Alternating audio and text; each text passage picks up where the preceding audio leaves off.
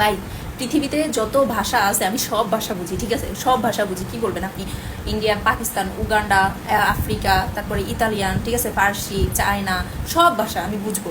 কিন্তু আমার আম্মুর ভাষা আমি ভাই বুঝতে পারবো না। আম্মুর ভাষা বোঝা কিন্তু খুবই টাফ, খুবই টাফ।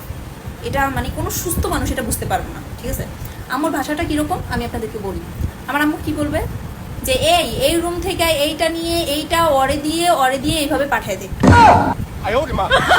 ওই রুমটা থেকে ওইটার ভিতর থেকে ওইটা আইনা আমাকে দে, তুইও খা, ভাইকেও দে। এবার আমি যখন বলি যে কোন রুম থেকে কি আনবো, কোনটা আনবো, তখন কি বলে যে নতুন আসছোস, এই ঘরে নতুন আসছোস তুই, এই ঘরে অতিথি তুই।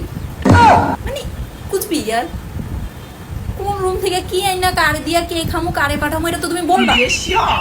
এটা না বললাম কিভাবে বুঝবো ভাই? এই ভাষা আমার মনে হয় না যে কেউ বুঝবো, কারো বোঝার সাধ্য নাই এই ভাষা, ঠিক আছে? আপনারা কেউ বুঝেন এই ভাষা?